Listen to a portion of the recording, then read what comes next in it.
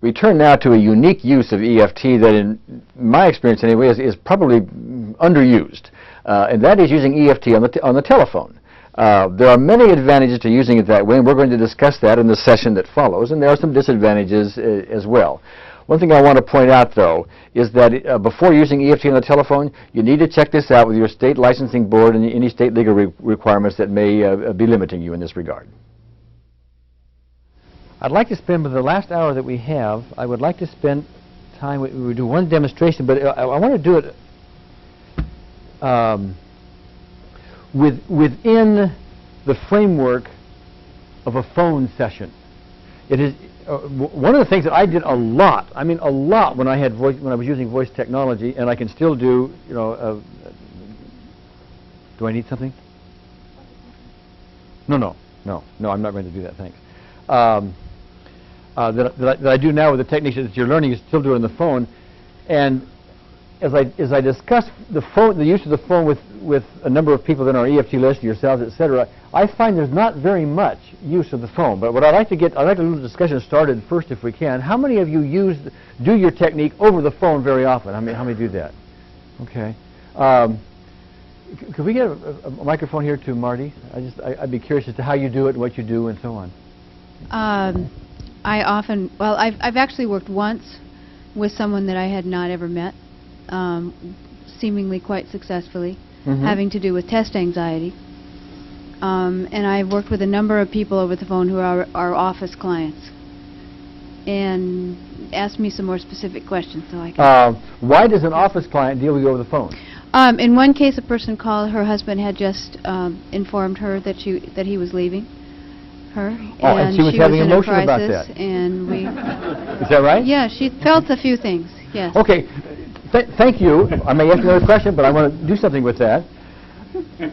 Would it have been better to deal with her then or wait until next Wednesday afternoon for her appointment? She thought it was wonderful that I dealt with her right then. Absolutely. When is the problem in full regalia? Right then. When somebody has a migraine headache that started, should they wait until Thursday? Okay.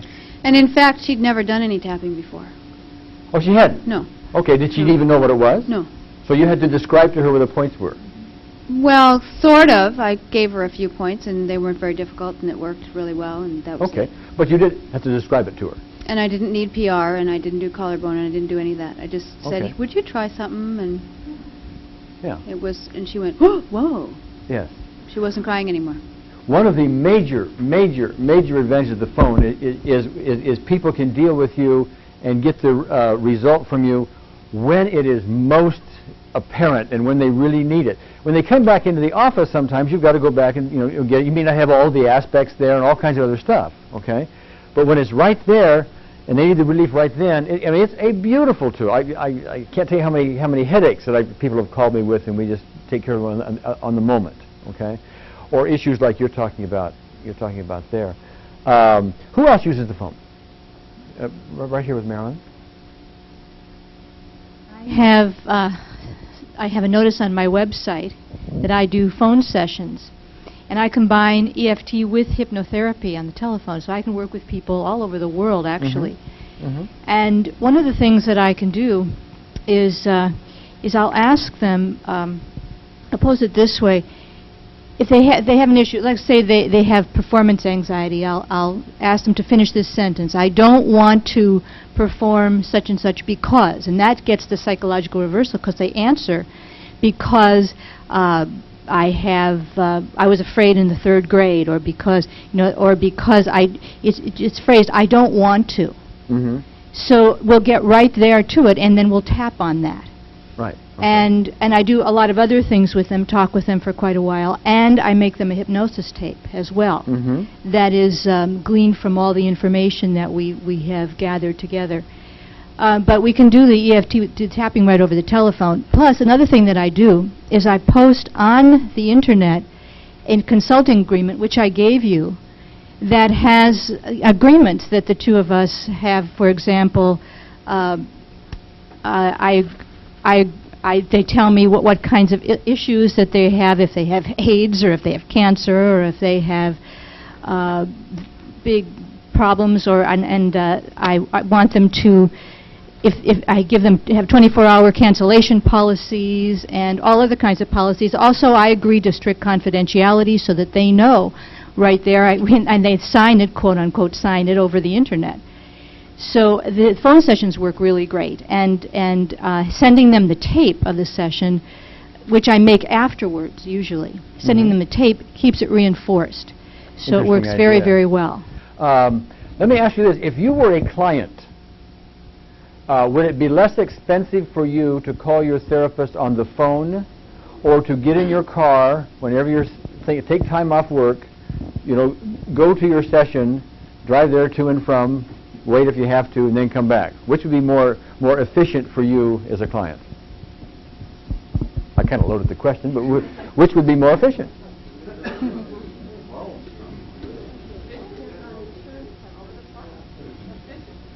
Efficient was the question. Efficient was the question. From the client's point of view, not from the insurance company's point of view, but from the client's point of view. If the client is having an issue, if the client wants to deal with something, is it not easier for the client just to pick up the phone at 10 o'clock on Tuesday morning, if you have an appointment for that, or whenever they have an issue, and just call you and get it done with, not get in their car and go over, et cetera, et cetera, et cetera? Go ahead. Don has a question over here, or a comment. This is where I always kind of go on this issue, because if it's a borderline client who has those features, or an associative disorder person, it might be more efficient for them to come to the office, because on the phone you can't sometimes treat those situations like that. However, if it's your normal ambulatory, whatever Larry says, you have a little anxiety, yeah, pop a phone call in, get it done, and go to work. Sure. And obviously, I'm not making my comment to convert everybody to do phone work for everybody on the planet. I just want to make the point that some cases are not appropriate to get in the habit. Correct. Yeah, but a lot are.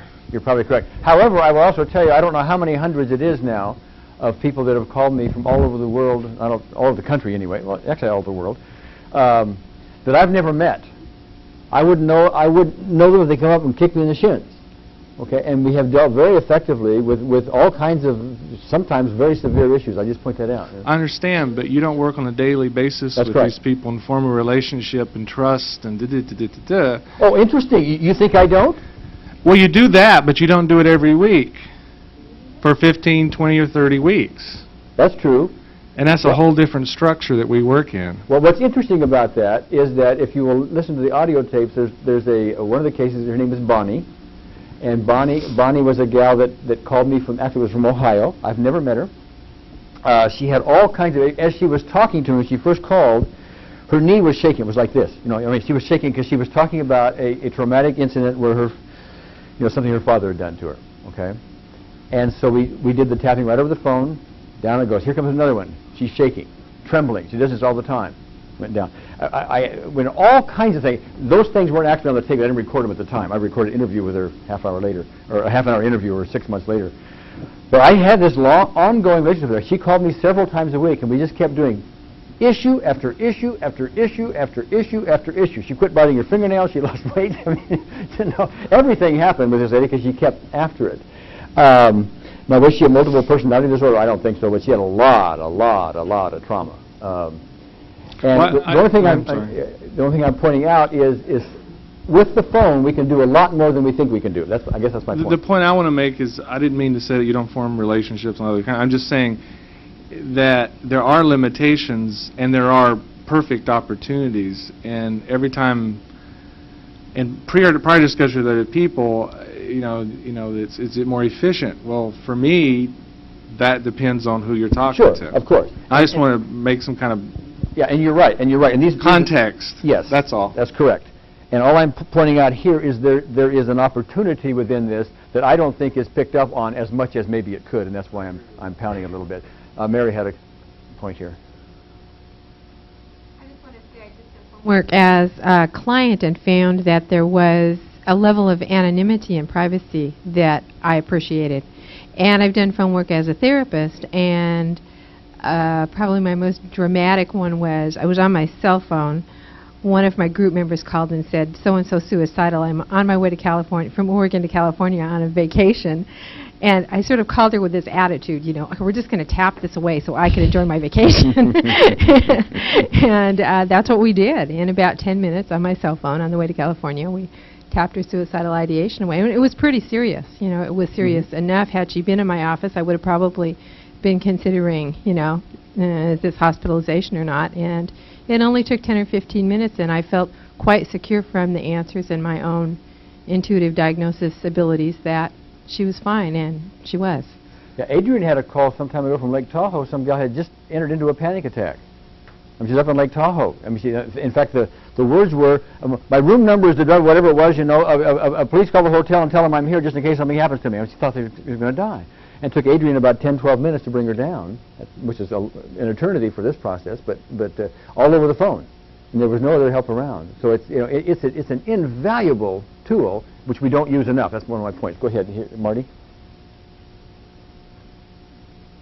Marty, no, she's right here.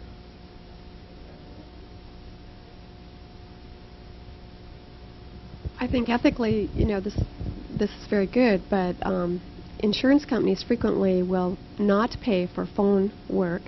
I live in a community where almost everybody. No, it's on. You're right. I live in a community where almost everybody drives an hour to see me. I typically do 2-hour sessions or double sessions every other week because I can accomplish a lot more, and they don't have to drive so much. But I have to fight with virtually every insurance company to do that.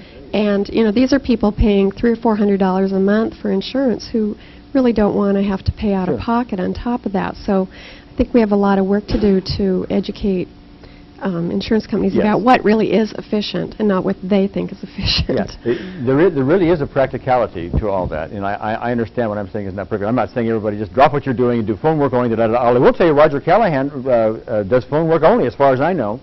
Phone work only, call him from all over the world. He has a set fee that you charge. That's what it used to be anyway.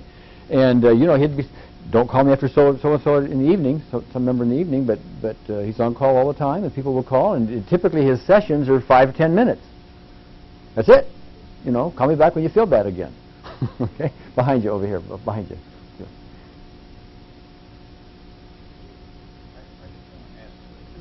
Practical question about how you, those of you who are seeing clients on a regular basis and use the phone, how do you structure this? Do you have so many hours available that they call in? Do you carry a beeper around? How do you handle that part of it? Well, I'll tell you what Roger was doing for a while. Okay, he may still be doing it. He would charge a certain amount, a flat fee up front. It used to be $3,000, and that would give you, as I recall it, 5 hours of phone work. Okay. 5,000, well, whatever it is. I mean, a bunch of money for so many hours. But the concept is that's actually less expensive than going for months and months and years and years and years to somebody else and spending 10 times that much to not get the result. I mean, that's Roger's logic anyway, and there's something to that. Okay, but that's what he would do. He would just charge so much up front, and that gives you so much time, and every time they called, he just wrote down how much time, and now you have 4 hours and 12 minutes left. I know how Roger does it, but he doesn't. I'm interested in how people who interact with with people on a personal basis. Well, my fee structure is I charge a percentage of my hourly rate. And if it's less than a half an hour that I'm on the phone, then it's a little bit less than my half of my hourly rate. Then anything over a half an hour, it's my full hourly rate. And I have a very reasonable hourly rate.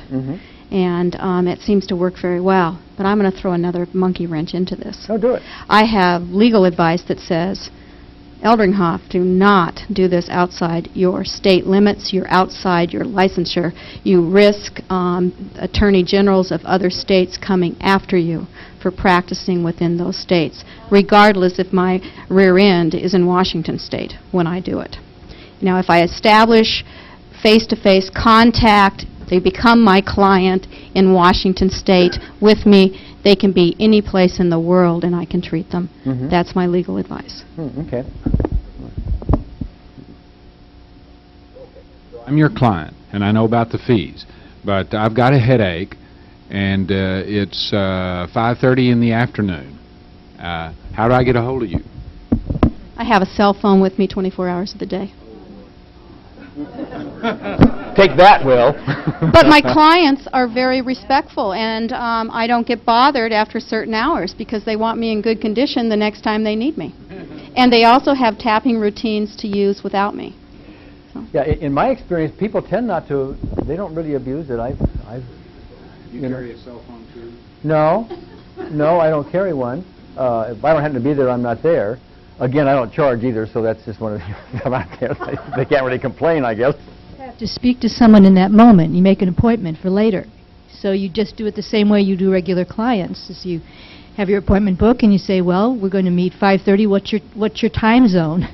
And is it 8:30 your time, 5:30 my time? Let's talk then. Yeah, unless it's an emergency at the moment, where something's going on right at the moment. And then, okay. One other question here, and then I want to move forward. Again, on the points of some practical considerations, there are some other issues that have come up in my mind and that we've tried to deal with through ethics committees and so forth. Insurance coverage is one factor to consider, that there is no usually insurance reimbursement for non-face-to-face. There's also the issue of diagnosis. If you bill for patient services through their insurance and so forth, you're required to provide a diagnosis, and some states don't allow you to do that without a face-to-face meeting with a patient. And then there's the additional consideration of how do you put that into an 8-to-5 kind of a structure if you're seeing people on a hourly basis or every 2-hour basis. I mean, I'd like to see more discussion about that, because I think there are a lot of issues missed about ethical, legal considerations and practical considerations. Well, that's probably going to be a discussion for another forum. What I wanted to do here is introduce the idea of it, suggest that we're not using as much of it as maybe as we might. There are places where it's invaluable and so on and so forth, and give an example of how one might do it, at least how I do it.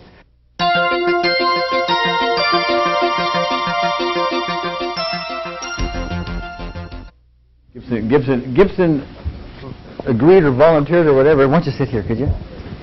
To work with me on an issue, so we could demonstrate how the telephone works. I need to ask you though, do you have a fear of public speaking, or a stage fright, or anything like that? I mean, did you tap on you? Sometimes. Well, it's one of those times now. Yeah, well, I mean, it's just getting up there. Got a little adrenaline going. Okay, should we just all be quiet and stare at you, or? No, that's all right. Okay. Can we say hello, Gibson? Oh. Are you nervous? A little bit. A little bit. Is that like a 2 or is that like an 8? Between a 2 and a 3. Between a 2 and a 3. See, tap right here. See, even though I feel a little nervous right now. Even though I feel a little nervous right now. I feel a little nervous right now. Feel a little nervous right now. I feel a little nervous right now. Feel a little nervous right Say now. this nervousness. This nervousness. This nervousness. This nervousness. This nervousness. This nervousness. This nervousness. Makes me nervous. This nervous. We had talked on the telephone. When did we talk? It must have been 3-4 weeks ago or something like that. Yeah, about a month ago. All right. And there was some difficulty you had over time with clenching your hands. Did I recall that correctly? Yes. And what causes that? I think what I associate it with is, as I grew up in a violent household where you never knew when it might break out, and so there was this kind of on guard, I call it. Oh, on guard. Yeah. Be ready. Be ready. You never know when it's coming. Okay, and that's still carrying over. And yeah, so I've done work on that, but it's like my hands I'm still carrying that. It's still that. I'll be just doing something, and all of a sudden I'll notice that my hands. Yes. Well, when you were sitting here, I didn't notice your hands doing that. Should I have noticed it, or were they doing that? No, I don't think so. Okay, so you don't feel on guard at the moment? Not in that way. No. Okay. When was the last time you felt on guard that you can remember?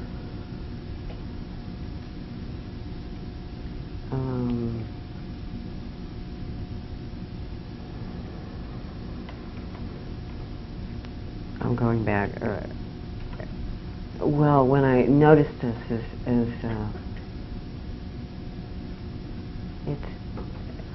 it's usually when I'm doing something something else, and then I notice that I'm starting to clench. Like I'll be in a dance class, I'll be moving, and all of a sudden I'll notice that this is Oh, doing okay. this.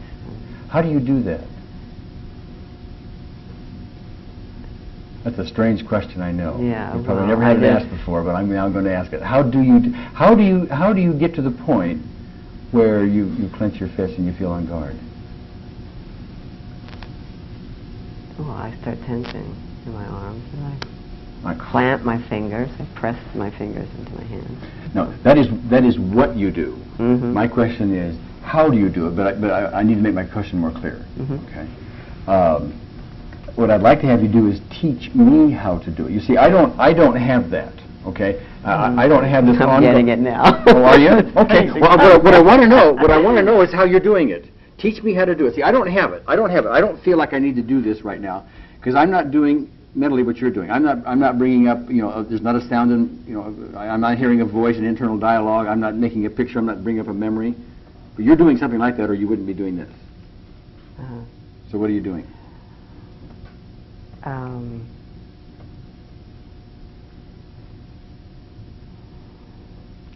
starting to feel that there's that I need to be careful. Okay. Because I might probe too much or something?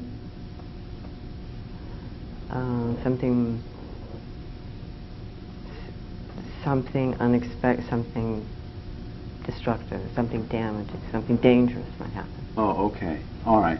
Well, you need to know this, for sure, okay? If we happen to, in this, get into something that is just nobody's business, or is too intense, or something like that, you need to let us know, because this is not the environment for that, okay? What I thought we might do is go back and pick out just one of the memories you would have as a child. You told me there were a number of them, okay? And just pick out one, just like we did with Tom, just pick out one and separate that out and see if we couldn't use this technique like we were on the telephone. We're going to turn back to back here in a minute, and do that, okay?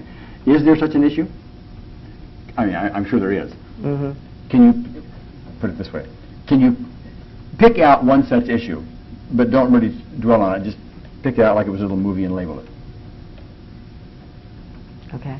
Okay. If it was a movie, what would you label the movie? Fight. Fight. Okay. All right. And how old were you when the fight happened? 10. 10. Okay. Now, what we're going to do is I'm going to have you face that way, if you can. Okay. And we're going to be back to back. That's so I don't see you. Which is how it works on a telephone. Okay. So I don't see you. And you give me the number again. Was it 8 or 10? About an 8. Okay. And is that an 8 or 10? Just imagining it? Yes. Okay. All right. All right. You know what the sore spot is? Yes. Okay. Rub the sore spot for me. Okay. See, I accept myself, even though I feel this way right now. Wait, I gotta find it.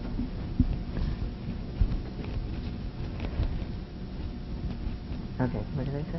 I accept myself, I accept myself, even though I feel this way right now. even though I feel this way right now. Again, even though I feel this way right now, Even though I feel this way right I now. deeply and completely accept myself. I deeply and completely accept myself. Even though I feel this way right now, I deeply and completely accept myself. Even though I feel this way right now, I deeply and completely accept myself. Okay, now tap the beginning of the eyebrow and say this feeling.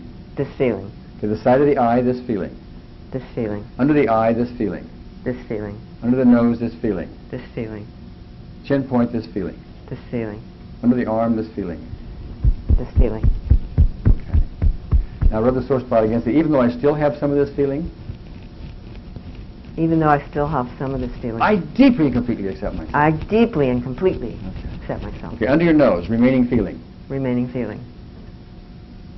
Okay. I don't want you to do this right now, okay? But if you were right now to close your eyes, if you were, don't do it, just if you were. I want you to get your intuitive level on this. If you were to close your eyes and imagine this fight movie or event vividly, what number on a SUDS level do you think you would get to if you were to do it now? 3. Okay. All right, rub the sore spot. See, even though I still have some upset about this fight level, about this fight movie, about this fight event, Even though I still have some upset about this fight event, I deeply and completely accept myself. I deeply and completely accept myself. Even though I don't deserve to get over this fight event, Even though I don't deserve to get over this fight I event, deeply and completely accept myself. I deeply and completely accept myself. Even though I don't deserve to get completely over this, Even though I don't deserve to get completely over this, I deeply and completely accept myself. I deeply and completely accept myself. Even though I don't really want to let this go for the moment, Even though I don't really want to let this go for the moment, I deeply and completely accept myself. I deeply and completely accept I myself. tap under your eye and say, letting this go. Letting this go. Side of your eye, letting this go. Letting this go. Under your eye again, letting this go. Letting this go. Collarbone point, letting this go. Letting this go. Okay. Let me ask your intuition, Gibson, if you were to just this one single fight event. By the way, how's your hands right now? Are you clenching them? No, they're fine. Okay. If you were to visualize, visualize this fight event now in vivid terms, would you still be a 3? No. What do you think you'd be?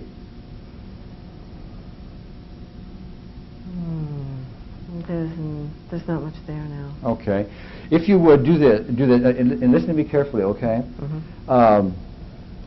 The thing you do is to in a moment, close your eyes and vividly imagine it. And by that I mean you make the sounds louder if need be to make it more intense. What you do is literally try to get yourself upset.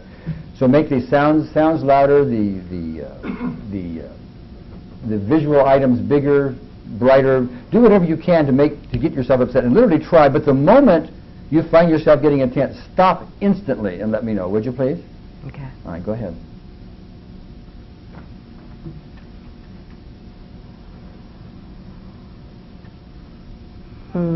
I get a little bit. What do you get? Maybe a 1. Maybe a 1. Okay. Say under your eye. Say remaining tension. Remaining in tension. Remaining tension. Remaining tension. Okay. Under your nose, remaining anxiety. Remaining anxiety. Okay.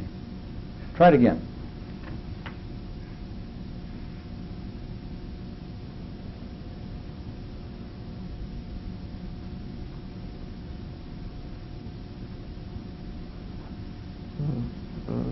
No. Not getting anything? Okay. All right. Well, why don't we just turn around a second? Did you clench your hands at all? It stopped somewhere. It stopped somewhere. Oh, okay. All right. Interestingly enough here, I didn't even ask her what the problem was, did I? I had no idea what it is. Now, I could have asked her, couldn't I? I could do that. I did that on purpose because I just wanted to demonstrate the fact that you can deal with this even though you don't even know what the problem is. In fact, you can even do this when they don't know what the problem is. All they do is they have a feeling about it.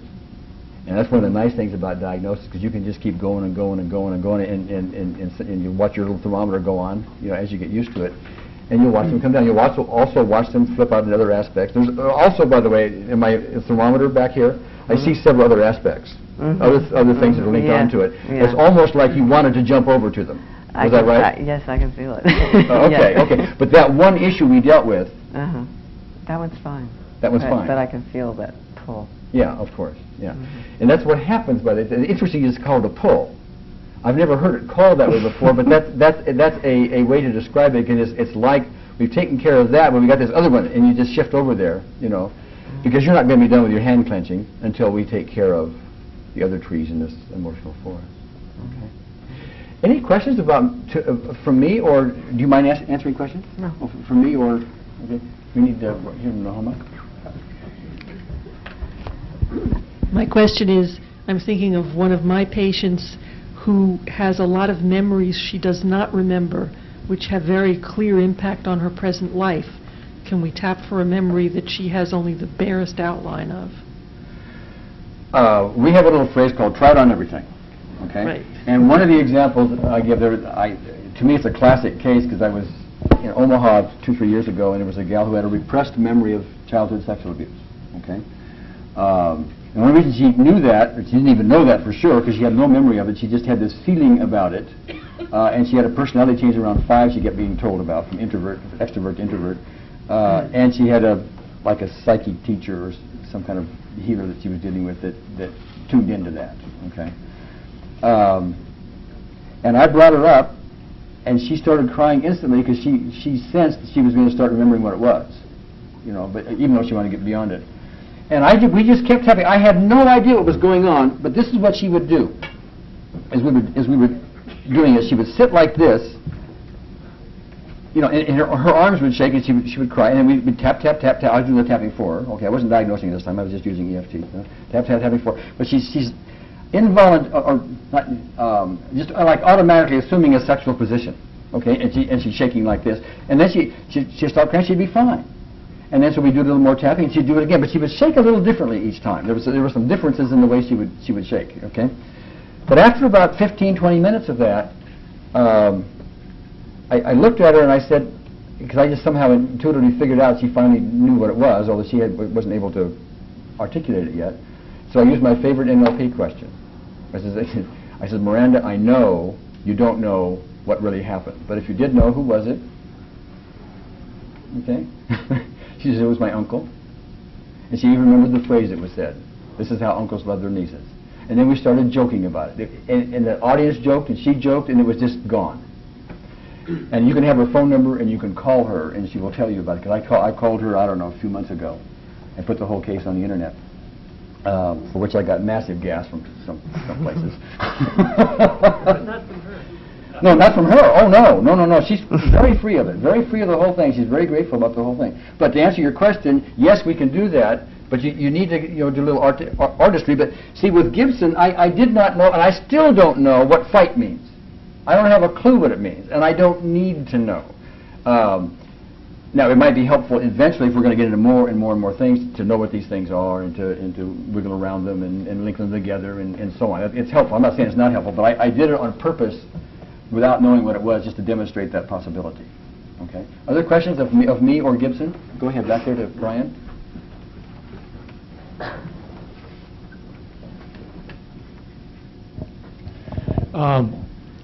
Gary, you were saying that you had a sense or could see other aspects, and I'm just wondering if you had any sense, or if you wanted to, if you could have a sense as to which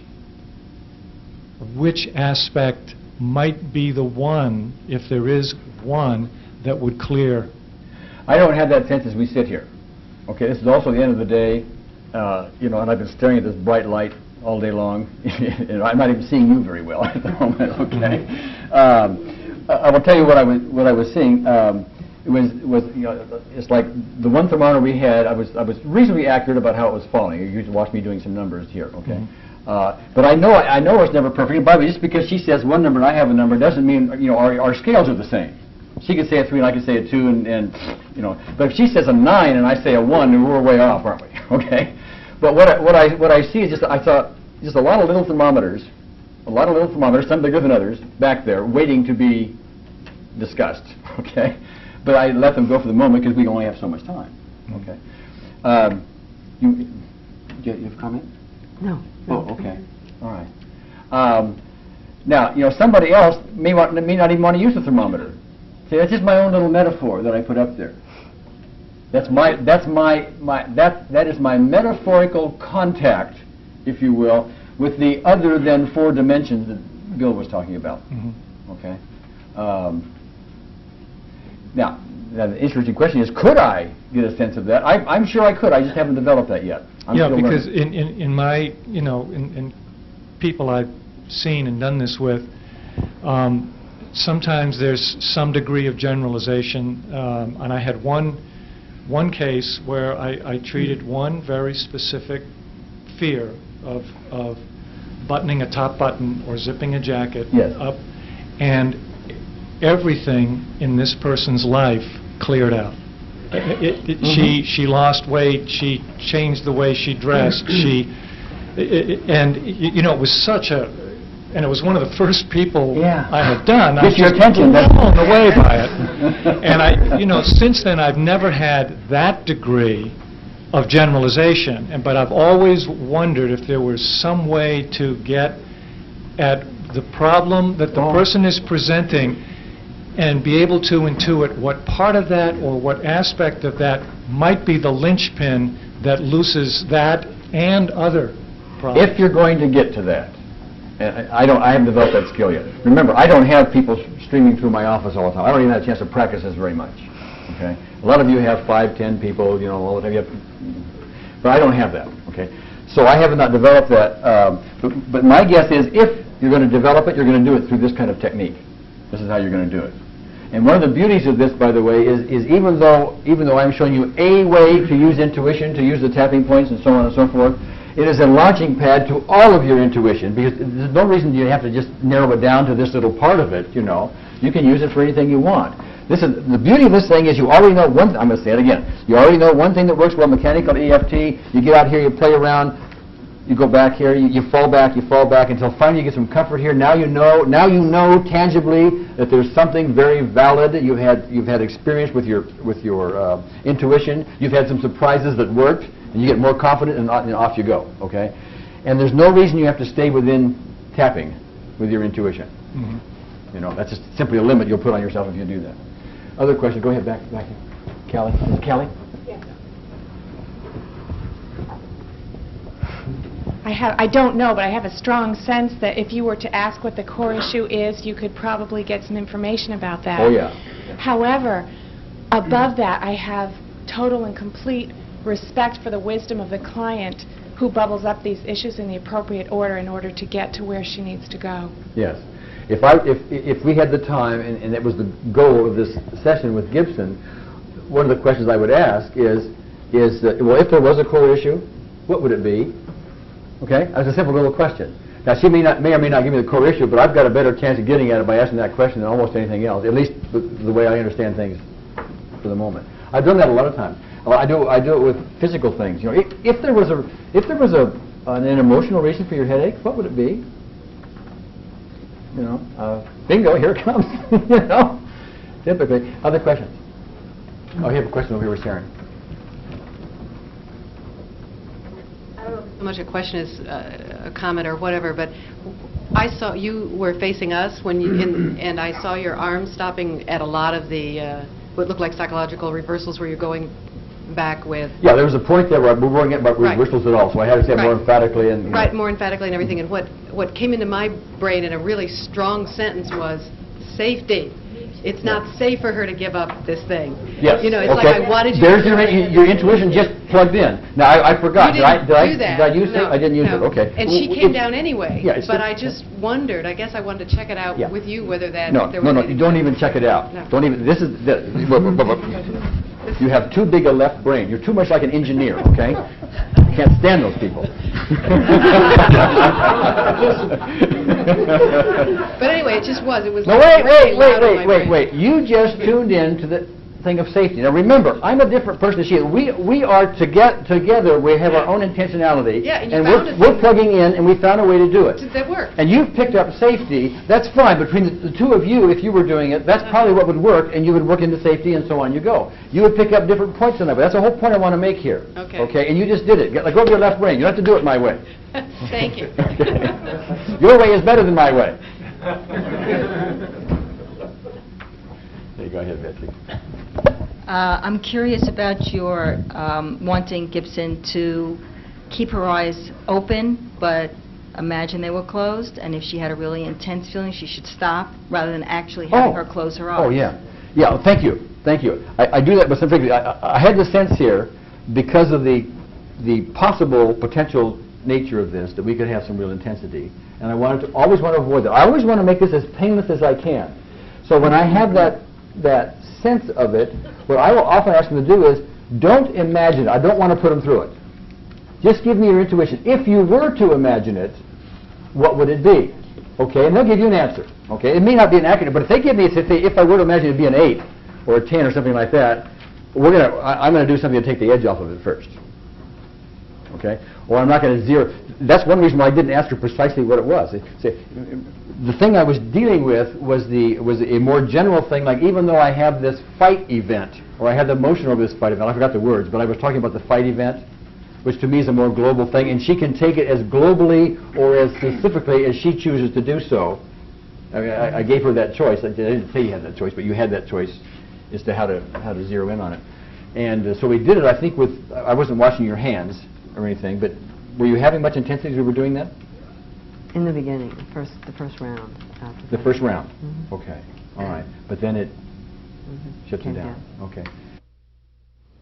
I had occasion to speak with Gibson about a week after this session occurred, and she reported to me that the issue we dealt with was no longer a problem, seems to have vanished, and right along with it went 4 or 5 other related issues.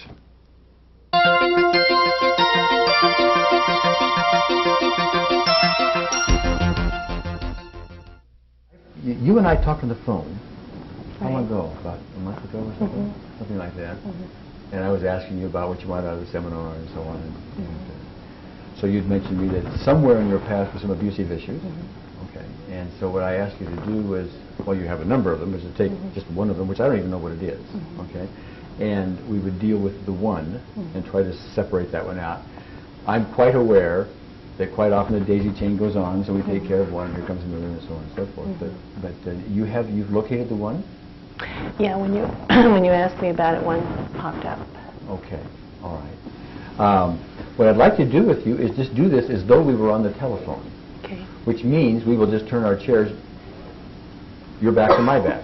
Okay. But what I'd like to ask you, we don't have to do it that way. Right. We can do it face to face. Are you more comfortable face to face, or is back to back suitable and be comfortable for yourself? Yeah. Well, I'm always more comfortable face to face, making contact, but I would like to do the experiment. Oh, you would? Fine, sure. Okay, well, we've already done something like this once over the phone anyway, did we not? Right, it was real effective. Yeah. Okay. Cured my insomnia. Oh, it did? Yeah. Was that what we worked on? It wasn't what we worked on. Well, that was another issue. We got to self-esteem and forgiveness and stuff. Yeah. But yeah, I started sleeping. I still wake up sometimes, but I go right back to sleep. You know, I do not recall, and maybe I'm wrong, that we even talked about insomnia in that session. Did we? Yeah. We did? Yeah. Oh, okay. All right. And anxiety. Yeah, I remember that, and I remember there was an issue involved that we dealt with and so on. And okay. Yeah. Well, why don't we, if you're okay with it, we'll just turn back to back. Okay, can we do that? Real stress. All right. Now, one of the things I'm going to assume here, anyway, we're on the phone. Hi, Leslye. Hi, Gary. And one of the things I'm going to assume is that Leslye already knows where the tapping points are. Now, I could sit here and describe, you know, to her where they are, et cetera, but that's a sheet you can send them, that's something you can describe to them, et cetera, et cetera. But I'm going to assume she knows where all of these points are. And incidentally, if I may just take a little side trip here, Leslye, one of the things that will happen when you're dealing over the telephone and you'll be telling people, you know, to tap on the collarbone point, especially if they haven't seen a piece of paper that has it on there, haven't seen the points themselves, and you're trying to describe it to them, ask them later on where they tapped, and you will be amazed where they tapped, and yet you still got your result. Bonnie Cameron was here in the last workshop, and she was telling me that she was trying to describe it to a lady where the collarbone point was here, and when she was doing it over the phone and getting results, and when she saw the lady later on, I don't know, a week or two later, in her office, she said, okay, now tell me what you were doing. And she was, this is where she was tapping, to the collarbone point, okay? Now, there may be a point there, I don't know, but she was tapping here on her back, all right? And so, by the way, one of the fascinating things I'm sorry, Leslye, we'll get to this in a minute, okay? That's all right. It's fun to bounce up and down on the stage with you. Oh, okay. Your energy. But anyway, one of the fascinating things discussions I had with Roger a long time ago was that as I was learning the voice technology, he would say, you know, people you don't know where they're really tapping. You know, and I thought from there, I says, what I thought was, well, if I don't know where they're tapping all these places, getting all these results, what difference do all these points make? And that's the engineer, right? And you talk to people later on, and you say, where's the collarbone? It's over here. You tell them the collarbone point, and you tell them it's the beginning of the collarbone point. You tell them an inch down, an inch over, all that kind of stuff, and they still tap over on what they call the collarbone. Or they'll tap back here, or they'll tap under their arm, you know, like this or like this, okay? Anyway. Anyway, okay. Leslye, Yes. are you there? Yes, I am, Gary. Okay. How you doing right now? Pretty good. Well, on a scale of 0 to 10, knowing that we're about to, go into a session on an issue that's important to you, do you have intensity right at the moment? Yeah. Okay. How do you know you have intensity? Is there a physical feeling? Yes. What is It's it? heebie-jeebies in my belly. Heebie-jeebies in your belly. Okay. On a scale of 0 to 10, how heebie-jeebie are they? That's 6. About a 6. Okay. Well, tap under your nose and say heebie-jeebies. Heebie-jeebies. Under your chin point, heebie-jeebies. Heebie-jeebies. Side of your eye, heebie-jeebies. Heebie-jeebies. Eyebrow point, heebie-jeebies. Heebie-jeebies. Top of your head, heebie-jeebies. Heebie-jeebies. Okay. Is it still a 6? No. What is it? 2. Okay, hold on a second. Under your nose, the remaining heebie-jeebies? Remaining heebie-jeebies. How's it now? It's about the same, about a 2. Didn't change at all, huh? Okay. Under your nose, remaining heebie-jeebies? Remaining heebie-jeebies. Top of your head, remaining heebie-jeebies? Remaining heebie-jeebies. Okay. Rub the sore spot, or just tap the karate chop point. So even though I still have some heebie-jeebies left? Even though I still have some heebie-jeebies I left, deeply and completely accept I myself. deeply and completely Okay. accept myself. Now tap the side of your eye, remaining heebie-jeebies. Remaining heebie-jeebies. How's it now?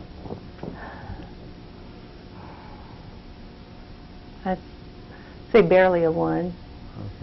All right, hold on a second.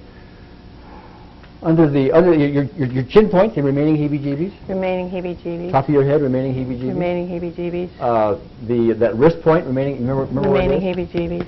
Okay. Okay. Still 1. See, I heard that over the phone. You hear that over the phone. Okay, you made some headway. But anyway, are you still a 1? I'd say yeah. You're still a 1. Yeah. Oh, okay. I have the sense that we need to refine the question because the fear, what I want to say is that I'm afraid that I'm going to uncover more than I am bargaining for here. Oh, okay. I want to give you the opportunity because we are in a public environment not to do this. But I want to do it. Okay. All right. All right. Okay. Well, do we still have the heebie-jeebies, or is it some other physical thing going on with you? It's fear. Does it show up in the? It's a little different character. It's Okay. a little higher up, and it's a little. But still in the belly area. Mm-hmm. A little higher up. And what number would you give that? 3. A 3. Okay. Tap on your nose. Say this emotion. This emotion. Side of your eye. This emotion. This emotion. Collarbone point. This emotion. This emotion. How you doing now?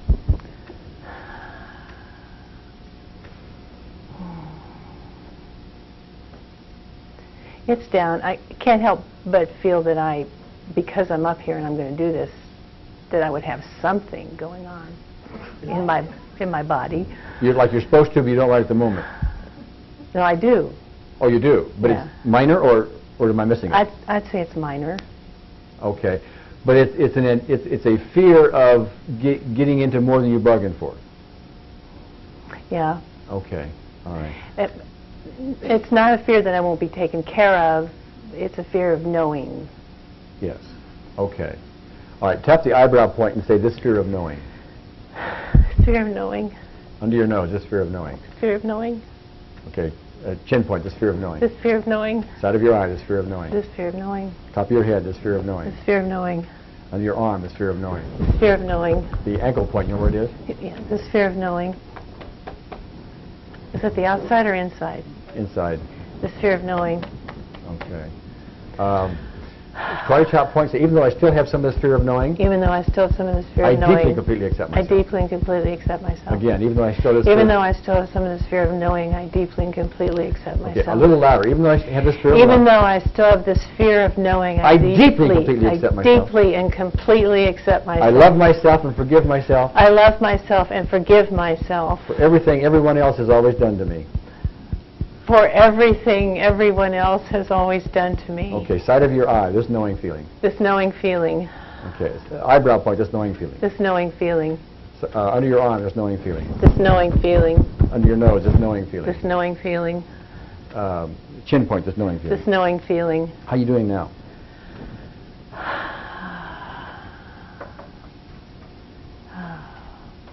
Maybe a 1. Okay. Okay. Under your nose, remaining knowing feeling? Remaining knowing feeling. Okay. The issue, the one event that we had talked about that I don't know what it is, if it was a movie, how long would the movie be?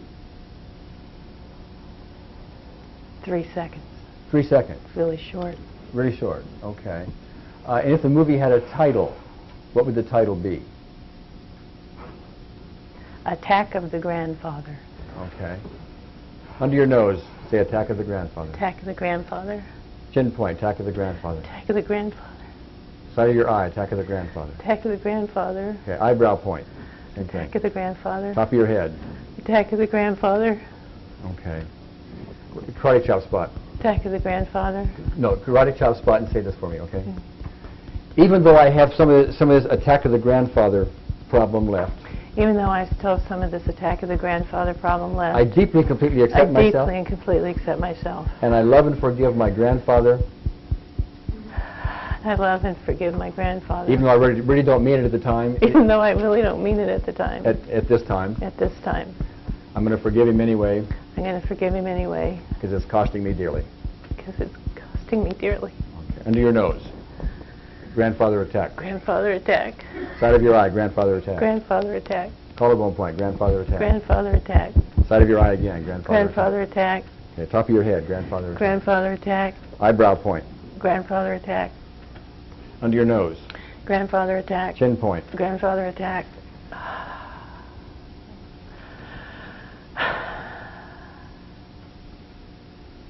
How you doing now? What number would you give it right now? 2. Okay. Under your nose, remaining grandfather attack. Remaining grandfather attack. How's it now? It's gone. Gone? Feel floaty. Say it again. Feel floaty. Feel floaty. Mm-hmm. All right, what I'd like to do, Leslye, if we could, I'd like to test it. And I have a special way of testing it. Are you ready? Yeah. Okay. And don't do it, please, until I ask you to, because I want to give you instructions for it. Okay? Mm-hmm. All right. What I'm going to want you to do, if you will, in a moment, not right now, is to close your eyes, and I would like to have you go through the event mentally twice. Don't do it yet, but the first time is just to go through it, and if you get any emotional intensity having gone through it, then you stop and let me know, okay? So let's do that now, if you will. Just close your eyes, go through it, the 3-second movie, and tell me if anything comes up.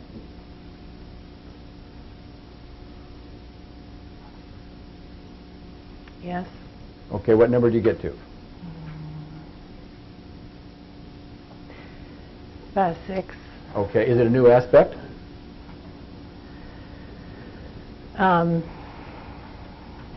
Are you on the same movie, or did you It's shift? the same movie. Same movie. It's the same movie. Okay. Okay. Under your nose, this new intensity. This new intensity. Side of your eye, this new intensity. This new intensity. Okay. Is that still a 6? Close your eyes and do it again. Tell me if it's still a 6. No, it's not. What is it? 2. Okay. Under your nose, remaining intensity. Remaining new intensity. Remaining new intensity. Side of your eye, same thing. Remaining new intensity. How's it now?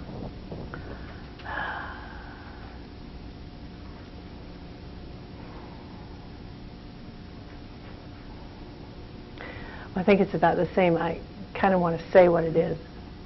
Are you comfortable doing that? Yeah. Sure, go ahead. Yeah, it's a feeling of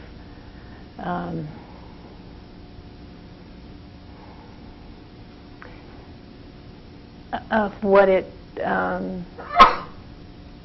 cost me in terms of all these years of not trusting Not trusting what? people. Not trusting people. Because of the one event? To me, it's symbolic that it took my trust. Sure. Okay. Under your nose, All this trusting problem. All this trusting problem. Side of your eye, all this trusting problem. All this trusting problem. Eyebrow point, same thing. All this trusting problem. Top of your head, same thing. All this trusting problem. Okay. Tap the karate chop spot and say the following for me. Even though I have a hard time trusting people, Even though I have a hard time trusting people, and letting the love in people are trying to give me, and letting the love in people are trying to give me, including the people in this room, including the people in this room, I deeply and completely accept myself. I deeply and completely accept myself. And I send love out to them, send love out to them, and let theirs come in. and let theirs come in. Okay, and under your nose, a remaining love problem. Remaining love problem. Side of your eye, remaining love problem. Remaining love problem. Top of your head, remaining love problem. Remaining love problem. Under your arm, remaining love problem. Remaining love problem. The wrist point, remaining love problem. Remaining love problem. Okay. Just close your eyes for a second, if you would, Leslye. And I don't remember now if you and I did this on the phone, but there's an exercise I think might be useful. In fact, it might be useful for everybody in the audience to do it. And I think you might find it helpful. So could you just close your eyes and maybe everybody close their eyes? Yes. Okay. And maybe take a deep breath and just relax for the moment. Oh, okay. And now with your eyes closed, just picture someone, anyone. It doesn't matter. It could be your grandfather. It could be your very dearest friend. It could be anyone you want. Just picture them. And as you have them pictured or imagined, say to them in your own mind, I send you peace.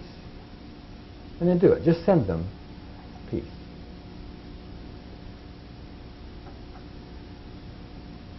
And then say to them in your own mind, I send you gentleness. Send them gentleness. Send them a lot of gentleness. Gentleness. And then say to yourself, I send you forgiveness. And know that when you send somebody peace, gentleness, or forgiveness, you can't send it unless you're experiencing it yourself. So experience forgiveness yourself and send it out. And then say, I send you love. And send them love. And notice that as you're sending them love, you're having love yourself.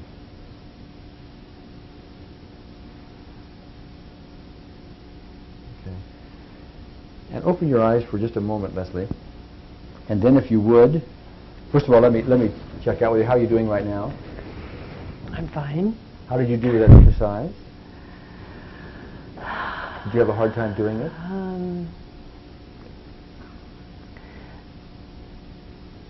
I wasn't clear if I was doing what's familiar to me, and that's trying. Yes. Okay. All right.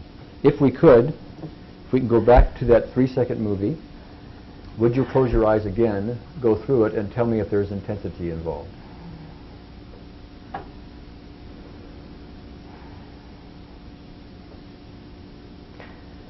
No. Okay, tap on your nose and say remaining intensity just in case it's there. Remaining intensity.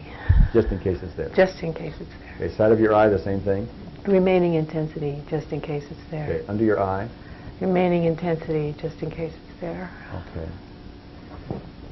Now, there's one more level of a test, and that is to do the same thing. Don't do it yet, please. That'd be to do the same thing that you did a minute ago. That is to close your eyes and go through it in your mind. But this time, do it differently. Go through it and literally try to make yourself upset. That means any sounds that were there, exaggerate the sounds, exaggerate the sights, the size of things, the colors, the brightness, whatever it takes to try to get yourself upset about that one movie. Would you try that now and tell me if you get intense?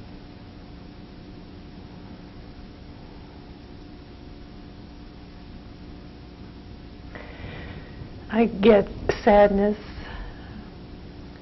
Did you shift to another aspect?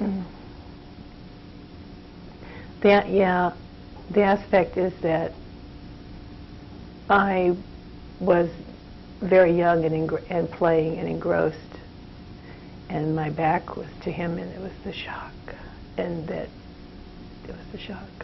Okay. What number is the shock? 8. Okay. Under your nose, that's shock. That's shock. What is it now? It's still an 8? No. 3. Okay. Under your nose, remaining shock. Remaining shock. Side of your eye, remaining shock. Remaining shock. Chin point, remaining shock. Remaining shock. Collarbone point, remaining shock. Remaining shock. Okay, check it out again. Is it still a 3?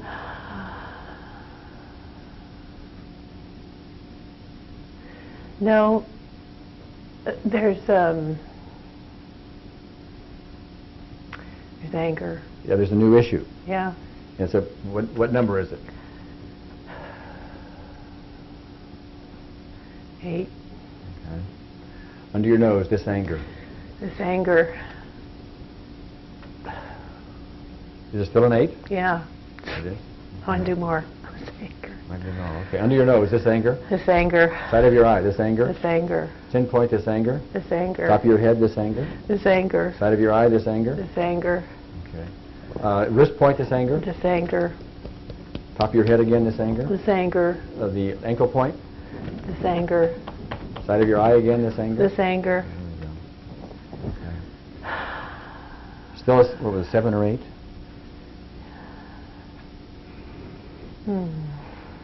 No, it's maybe a 2. There's this yearning for or sadness about where I was, that child, having that world, having that being. Yes. Okay. This is what I'd like to do, Leslye, if you're with me, is I would like to deal with that. That's a kind of a general issue. And what I'd like to do is kind of put a capper on that if we can. So we're going to tap on that general issue. And there may be quite a bit of tapping involved, by the way. Okay? And see what happens. Could we try that? Yeah. Okay, give me a label for it again. My being. I didn't hear it, I'm sorry. That it took away my being. Okay, all right. Yeah, the karate chop spot. Even though it took away my being. Even though it took away my being. I deeply and completely accept myself. I deeply and completely accept myself. And even though I don't really want to. And even though I don't really want to. I forgive my grandfather. I forgive my grandfather. And anybody else involved. And anybody else involved. Because all they were doing. Because all they were doing. Was what they felt they had to do. Was what they felt they had to do. Given their own resources. Given their own resources. He needs help. He needs help. Always has. Always has. Okay. Side of your eye, remaining taking away my being. Remaining taking away my being. Eyebrow point, remaining taking away my being. Remaining taking away my being. Top of your head. Remaining taking away my being. Okay. Under your arm. Remaining taking away my being. Side of your eye. Remaining taking away my being. Under your eye. Remaining taking away my being. Okay, how's it now?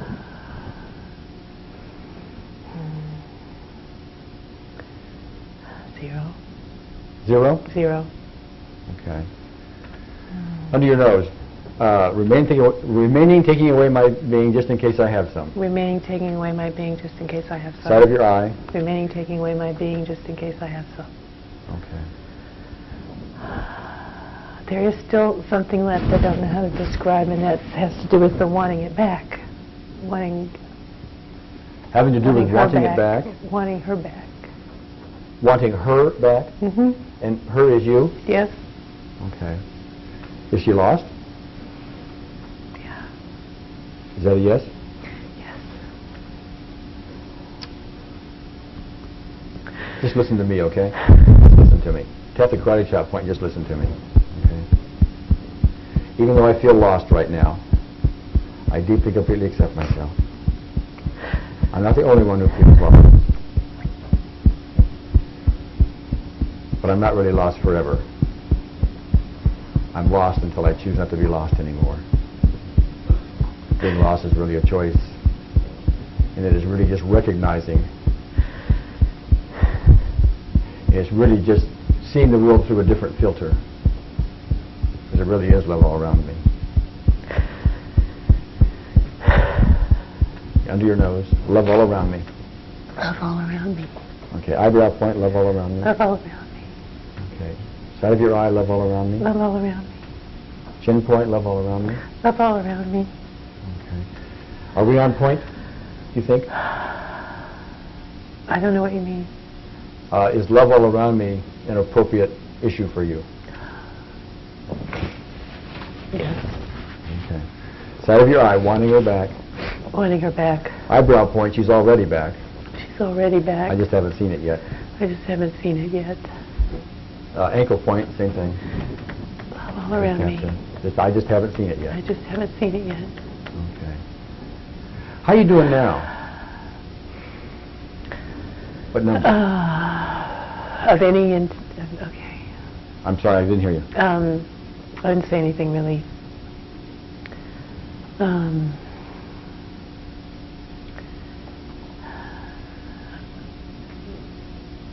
I don't know what to say. I mean, Well, on a scale of 0 to 10, I'm looking for a number.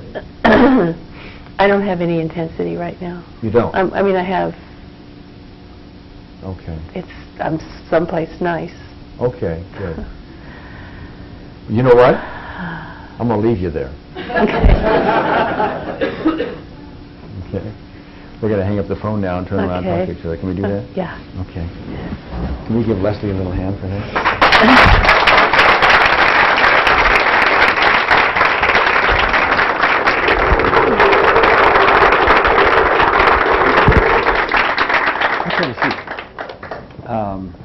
You weren't even watching what I was doing, were you? No, no. Okay. All right. Well, there's probably more to do, isn't there? Because there was a lot of abuse, et cetera, once upon a time. Okay. A couple things I'd like to point out, and I'm really talking about technique more here more than anything else. I was constantly trying to give you numbers that I was seeing, and some of them were actually right on, weren't they? They were really pretty close. Others were, I might have said a 4 and she said a 2, or I might have said a 3 and she said a 5 or something like that.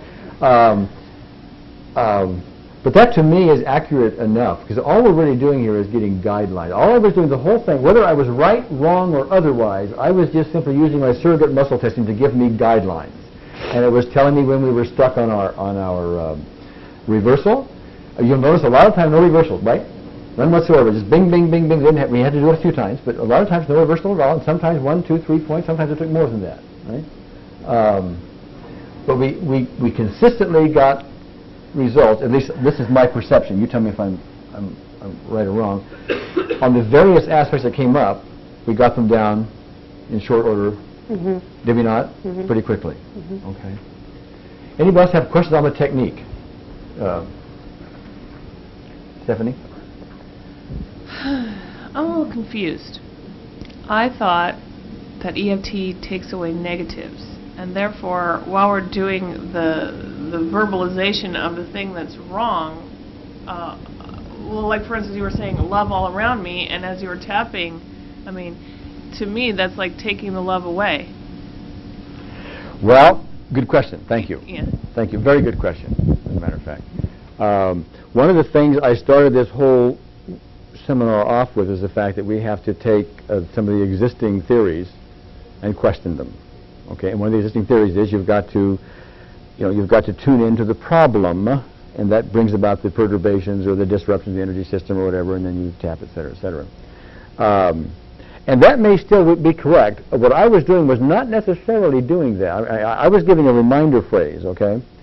But my intuition tells me quite often that within the process of this, we can do a reframe. After we've done this for a while, you can do a reframe of some kind or other, and it sticks better. And I just chose the process itself, the context of the process, to do a reframe. Love all around me is a reframe. And you'll notice, as I don't remember it now because I was just rattling around what was going through me. I would sometimes start. I mean, she would give me one issue, and I would just rephrase it into another issue. Did I not do that a couple times? Okay, that's just my intuition coming through. But the bottom line is, did it work? That's the bottom line, and we have to question some of the theories. Okay, thank you for the question. I don't have a better answer than that.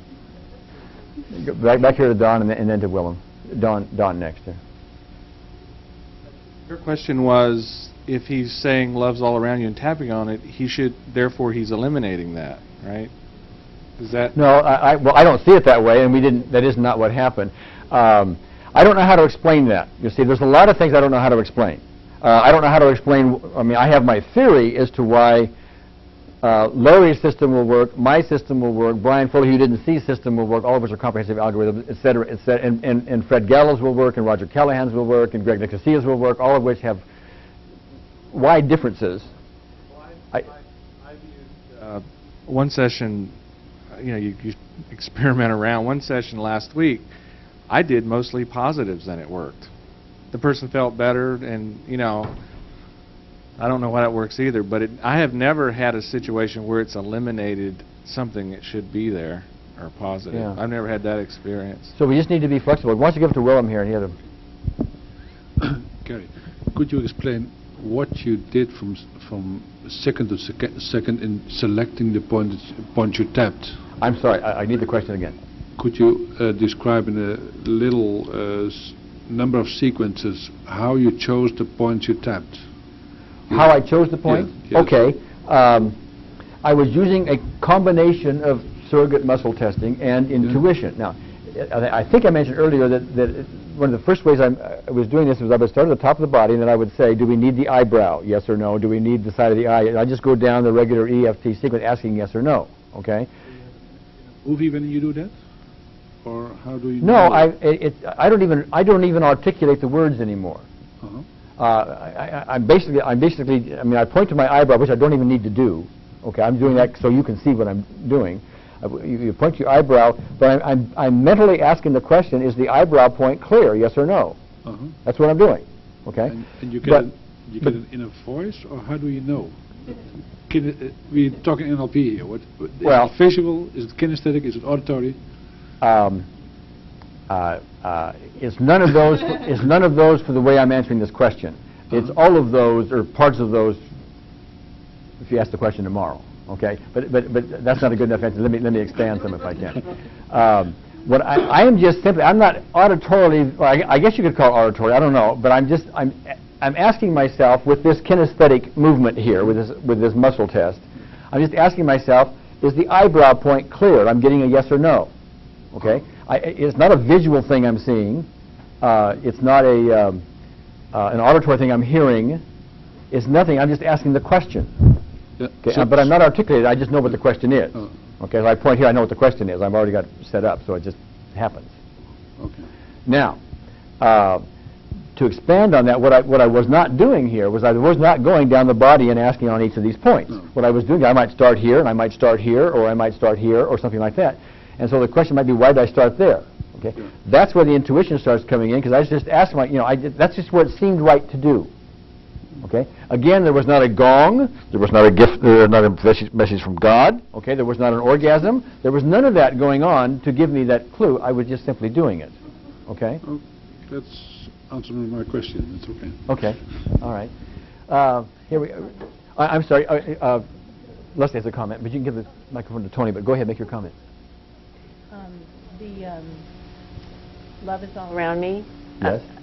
When you said that, I was a little surprised because it was a positive affirmation that I work with all the time. Oh, is it? To try to amazing what intuition does. To try to get that, and so the tapping process then for me was, sort of in parentheses, the problem I have with really getting that there's love all around me. Yeah.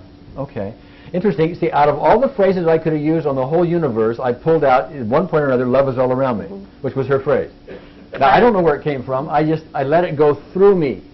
You hear? Now, if what I could really do is say, "Oh, well, that doesn't even seem to fit," because it wasn't really in context of all we were doing necessarily, But I just let it come out, and lo and behold, there it is. I've blurred out with all kinds of stuff, and I never know until later on sometimes that it really was on point. Go ahead, Tony. First, I'd like to commend both of you for demonstrating that, and especially Leslye for putting yourself through that amount of hurt on stage. But I guess this demonstrates for me some caveats about some of the issues that we've been discussing today, and especially the phone issues. As Leslye was going through her process, I was looking at that side of the room, and people were very intense. and they were very intensely focused on what Leslye was going through. People on this side of the room seemed to be a little bored. Not because you were boring, Gary, simply because there wasn't the face-to-face. I guess that belies some of our training as therapists, and where we use a lot of visual, kinesthetic, affect, transduction kind of processes, which is missing in a phone contact. Sure. The other consideration is that if Leslye were indeed that troubled, I would have a lot of difficulty with the level of abreaction that occurred in that situation, in that phone consult, because you really have no control over what it is, what Leslie's circumstances are on the other side of the phone, and what she is apt to do.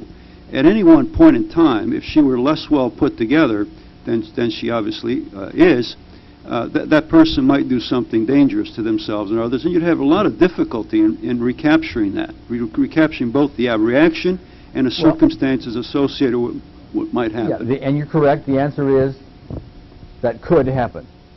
It has never happened to me. To my knowledge, it's never happened to Roger. To my knowledge, it's never happened to anybody else who's used on the phone. That doesn't mean it couldn't, or that it's not worth spending time on.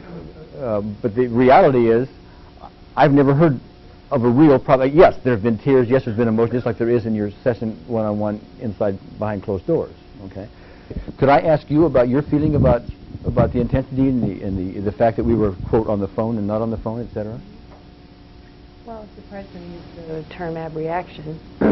Yeah, I didn't consider it an abreaction myself.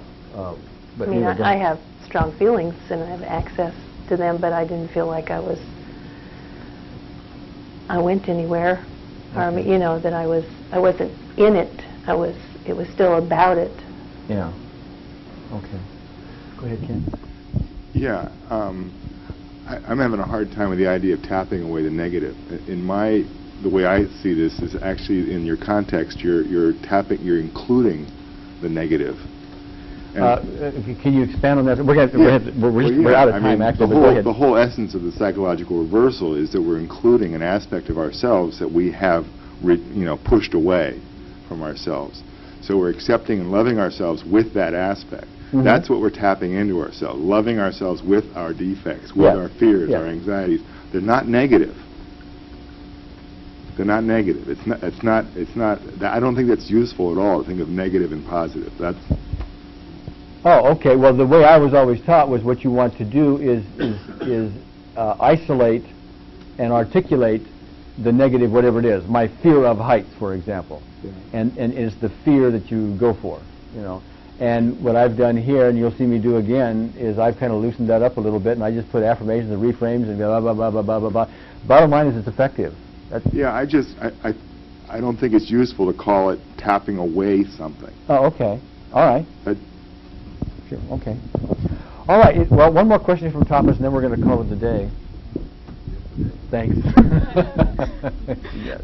I don't look at it as getting rid of a negative. When you're stuck in something negative, then you can't allow the positive. So really, both of them are stuck. So Chinese medicine way of looking at it is that you're allowing, by tapping or whatever, you're allowing both realities to flow. Yes.